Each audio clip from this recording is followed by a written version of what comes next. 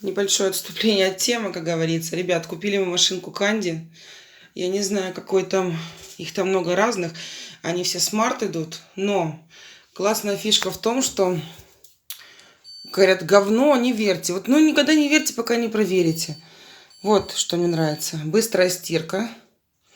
14 минут. Но я не ставлю 14, я ставлю 30. Все. Видите, кнопки, они как будто въедены туда. Но они дотрагиваешься, они сенсорные. Сразу раз. Стирает быстро. Барабан на 7 килограмм влазит. Хоть мамонта туда вставь. Вообще, стирает идеально. И еще одна фишка, в чем была проблема.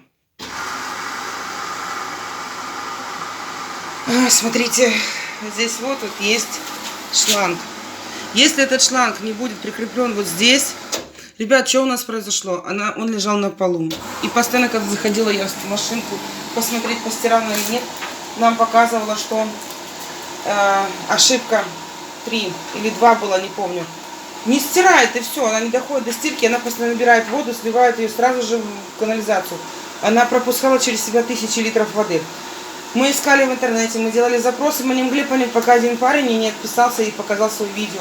Надо было просто дать давление, повесить этот шланг на вот эту пимпу, на котором оно держится. Если он будет лежать на полу, все, давления не будет, и вода будет идти через машинку, это будет беда. Уже хотели звонить мастеру. Однако была проблема в том, что вот всего лишь повесить шланг. Казалось бы, да, это думается любой, но мы ее подключили и бросили, шланг лежал на полу, все, беда. Ну, однако сделали, потом все сделали. Он сейчас здесь стоит, потому что у нас ремонт идет в ванне. Потолки делают, кафельную плитку привезли. Вот, обзор идет в машинке, а не моего ремонта, как многие начинают писать, почему там это. Да потому что так надо. Я снимаю то, чтобы показать людям, а не то, что у меня за кадром, вот, за машинкой или рядом с машинкой. В общем, имейте в виду, чтобы шланг был подключен наверх.